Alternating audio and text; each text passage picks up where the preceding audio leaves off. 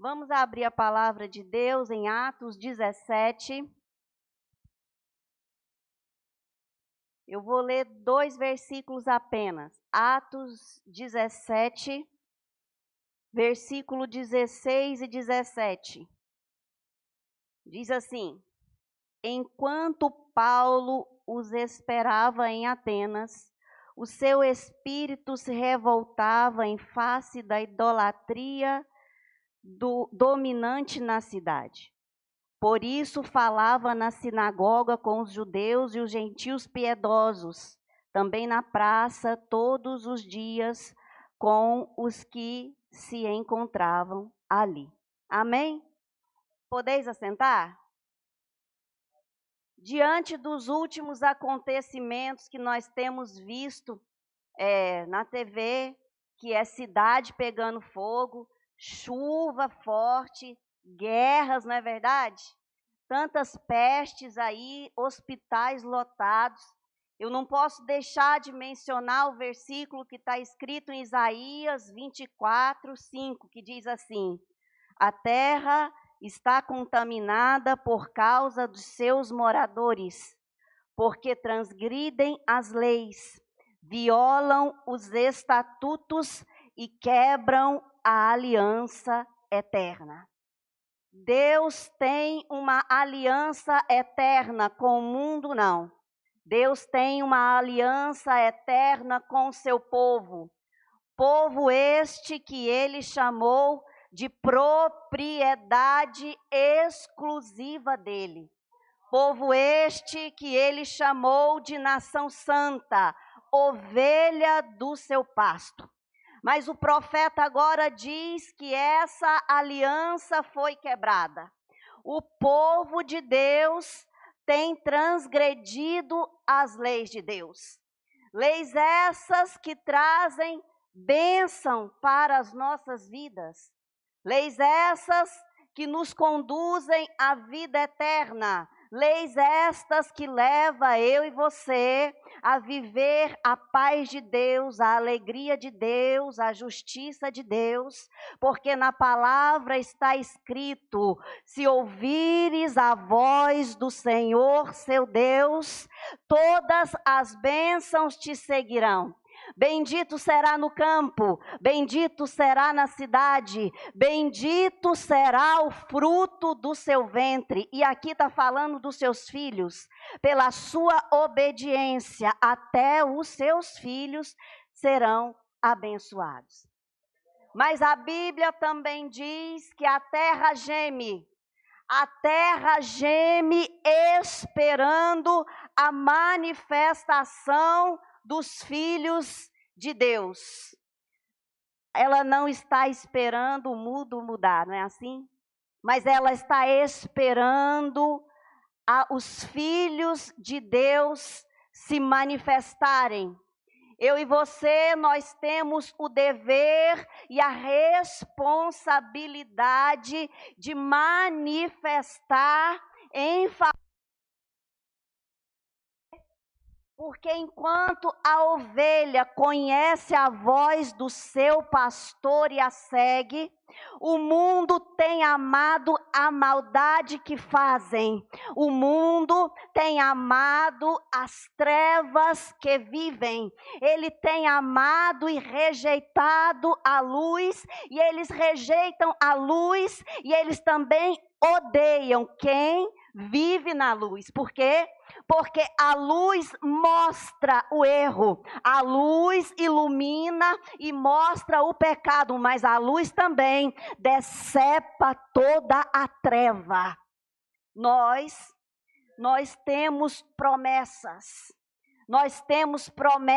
de bênção, mas há uma condição: se nós ouvirmos a voz do Senhor nosso Deus. Ele nos guia para a porta, porque Ele é a porta. E por Ele nós somos abençoados. E a palavra diz que a porta que Ele abre, ninguém pode fechar. Ninguém fecha. A ovelha, ela só é enganada se ela quiser. A ovelha, ela só vai andar errado se ela quiser. Por quê?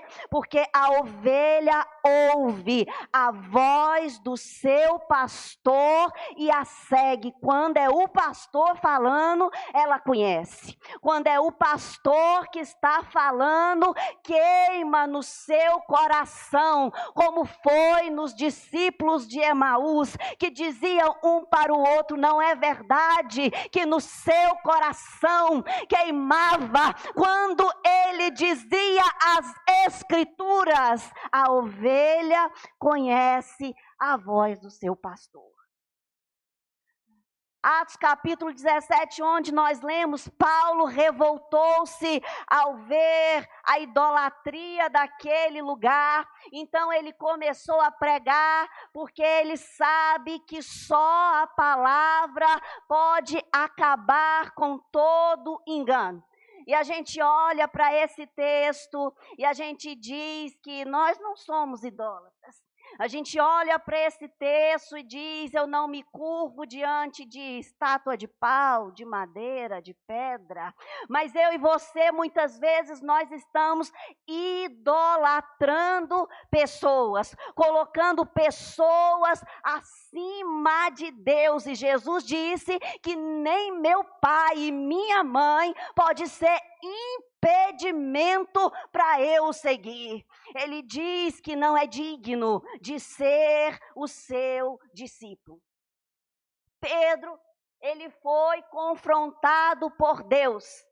Deus, ele deu uma visão.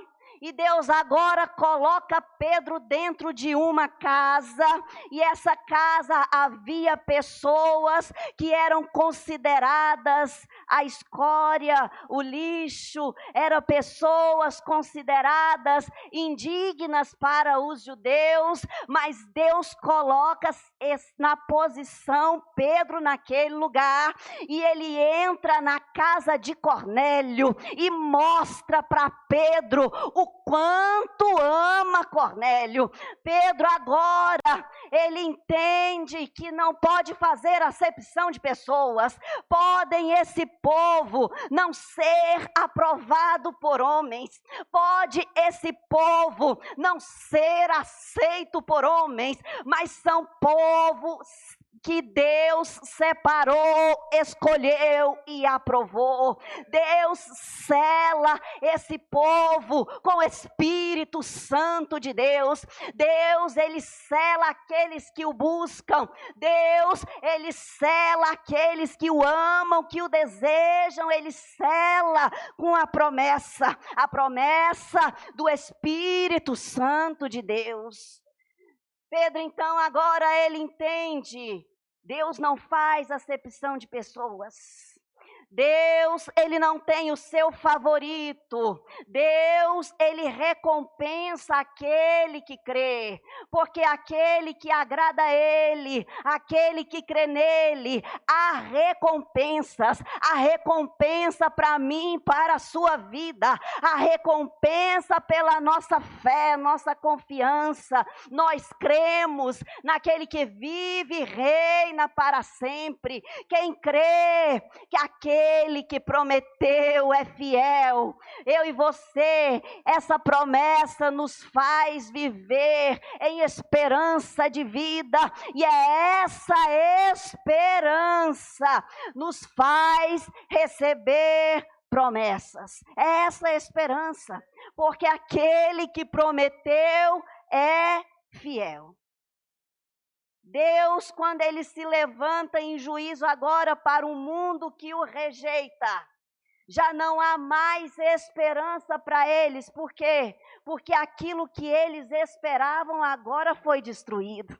Aquilo que eles esperavam agora a traça comeu, a ferrugem corroeu. Aquilo que eles esperavam, o fogo levou, a água destruiu. Mas eu quero dizer para você essa noite que há promessas para quem busca a Deus. Há promessas para eu e você que teme ao Senhor. Há promessas para aquele que honra a Deus e está diante dele, busca ele, deseja e anseia pela sua presença.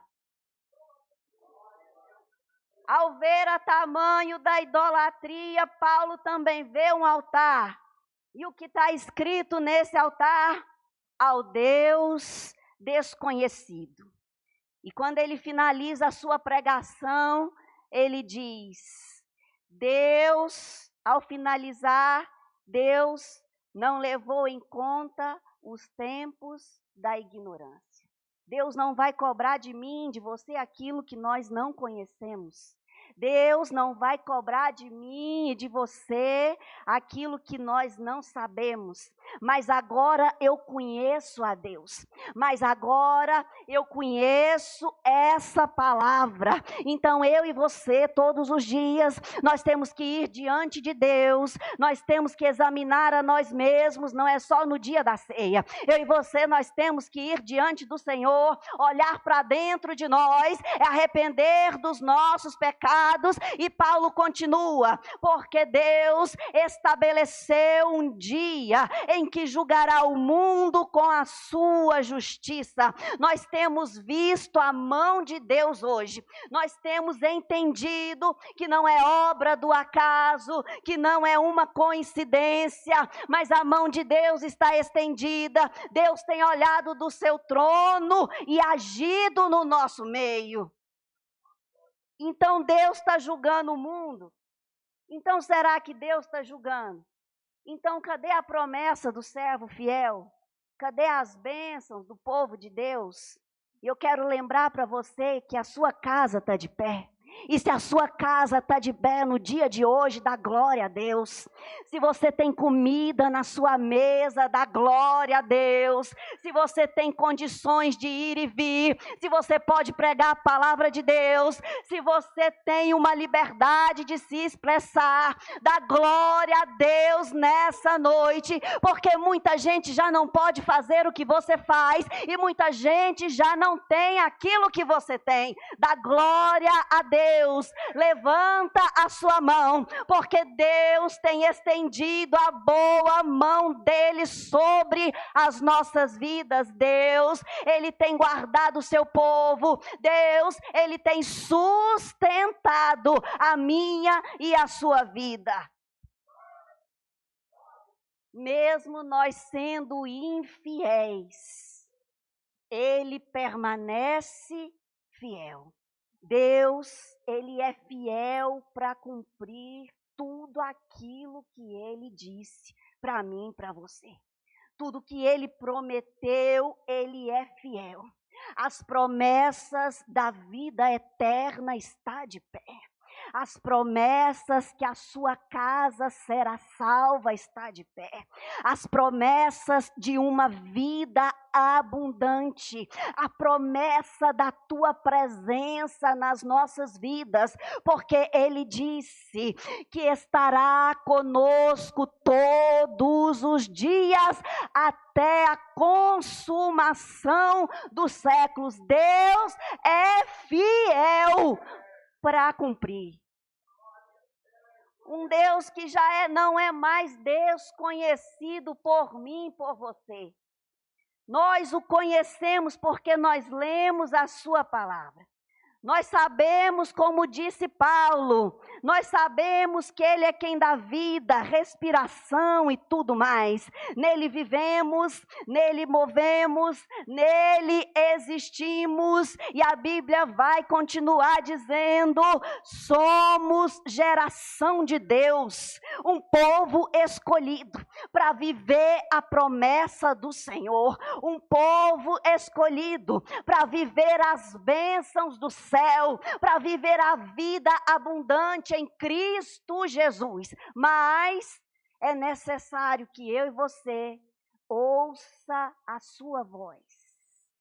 Siga ele, entenda o que ele diz, começa a seguir a sua direção, a andar em linha com essa palavra. Andemos hoje em conformidade com a vontade de Deus, porque nós conhecemos a Deus, nós sabemos o que ele diz, nós somos ovelha do seu pasto.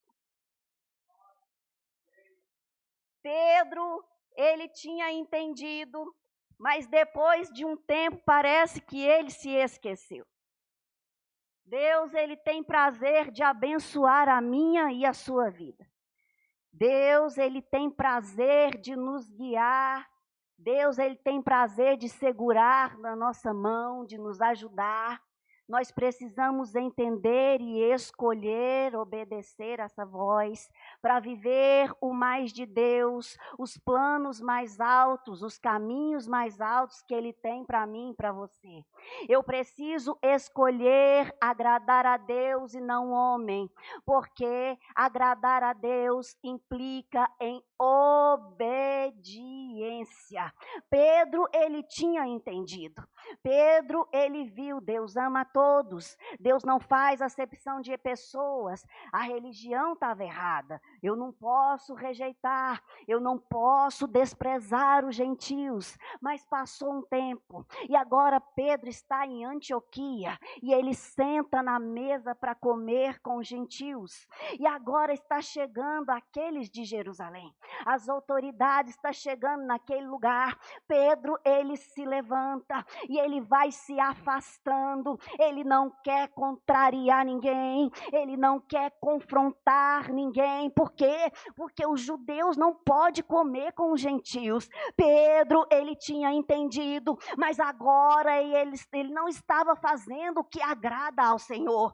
Pedro, ele queria agradar a homens. Pedro, ele queria mostrar que ainda está ali naquela doutrina. E muitas vezes nosso problema não é estar diante de homens adorando, mas o nosso problema muitas vezes não é estátua que nós nos curvamos, mas é adorar a homens e mulheres. Deus, Ele não quer uma igreja corrompida. Nós temos, às vezes não temos nada no culto, objeto no culto, mas nós estamos nos curvando para agradar a homens. Deus, Ele quer uma igreja fiel. Deus, Ele quer uma igreja que o adora. Deus, Ele quer uma igreja que o ama acima de todas as coisas. E Paulo, ele exorta Pedro, porque Paulo olha aquilo que Pedro estava fazendo, e ele diz para Pedro: não é por obras da lei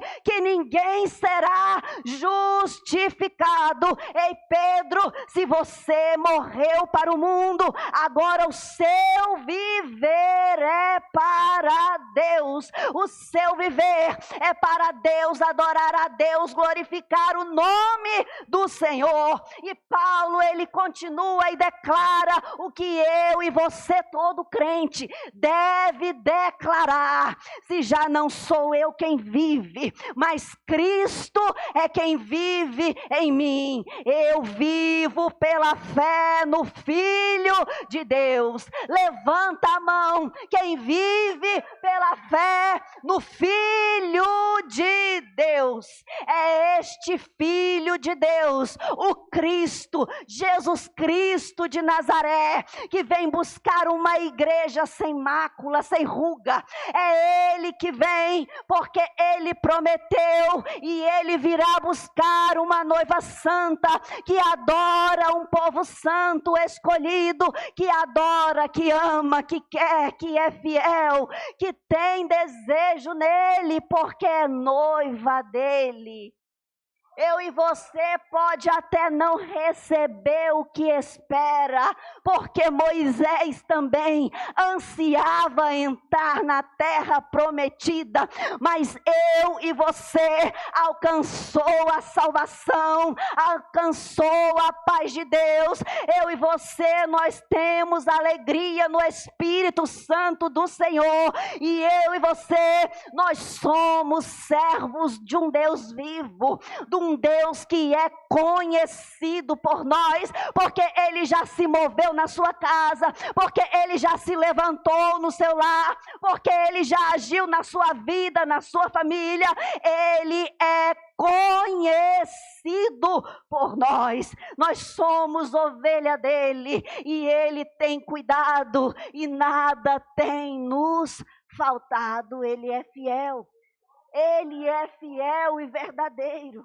Não há outro Senhor, Não há outro Deus além deste Deus maravilhoso que trabalha para os que nele esperam. Nossa esperança está no Senhor. O Deus que criou os céus, que criou a terra, que está no nosso meio, que está agindo no nosso meio. Este Deus que não falha, este Deus que não perde batalha. Ele está no nosso meio, Ele anda na nossa casa, Ele vê o seu levantar, Ele vê o seu deitar, Ele sabe de longe os seus pensamentos e antes que a palavra saia da sua boca, Ele já sabe que você vai o adorar, Ele já sabe que você vai dizer o quanto ama Ele, conhece a sua vida. Ele é um Deus que está pronto para entregar para mim, para você, tudo aquilo que Ele prometeu. Não tem campanha em vão. Não tem um levantar numa igreja de campanha em vão.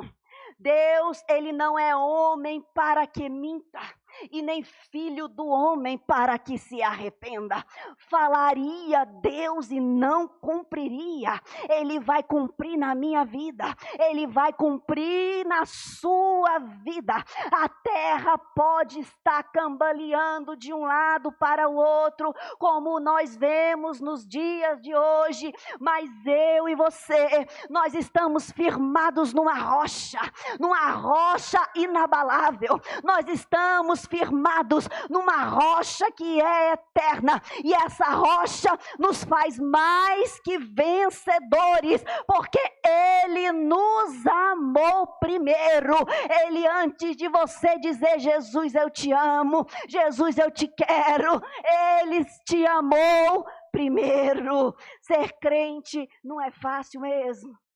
Ser cristão não é nada fácil, mas a palavra diz que tudo que é difícil, tudo que aflige a minha e a sua vida neste mundo, Jesus, Ele já venceu. Ele venceu as nossas aflições, e a Bíblia diz que muitas são as aflições dos justos, mas há uma promessa para a minha e para a sua vida nesta noite: o Senhor nos livra de todas elas. Jesus, Ele disse: no mundo tereis aflições, mas Ele venceu o mundo, Ele venceu essa aflição, Ele venceu tudo aquilo que tem atingido a sua alma, que tem atingido o seu corpo, que tem atingido a sua mente. Ele venceu na cruz do Calvário. Ele derramou o sangue do Cordeiro, e esse sangue levou sobre Ele todas as nossas dores e enfermidades. O castigo que nos traz a paz estava sobre Ele. Se você tem paz na sua vida, é por causa dEle. Se você dorme em paz na sua vida, é por causa dEle. Nós temos uma esperança: Jesus Cristo de Nazaré. Nós temos uma esperança: aquele que prometeu, Ele é fiel. Deus, Ele é fiel. Deus, Ele é fiel, e Ele vela por sua palavra. Então, nesta noite, não desiste. Esta noite, não desiste. Não para de orar, não para de jejuar, não para de acordar na madrugada, porque Ele tem visto o seu esforço, Ele tem visto os teus pedidos, as suas orações. Está diante do trono da graça. Entra com ousadia. Deus é fiel para cumprir tudo aquilo que Ele te prometeu, em nome de Jesus. Fica de pé para eu orar por você. Senhor Deus e Pai, eu quero louvar o teu nome. Eu quero agradecer ao Senhor pela tua fidelidade, pela tua bondade, pela tua misericórdia. Toma o teu povo nesta noite. Entra, ó Pai, com a providência, porque só tu conheces, Senhor Deus, o coração aflito. Só tu, Senhor Deus, tem visto, Pai Santo, Rei da Glória, dentro deste lar, o que tem acontecido. Por isso, meu Deus, em nome de Jesus, traga paz ao coração, traga paz neste lar, entra com a providência, porque sei que grande é o Senhor no nosso meio, em nome de Jesus, em nome de Jesus, eu agradeço a oportunidade, em nome de Jesus.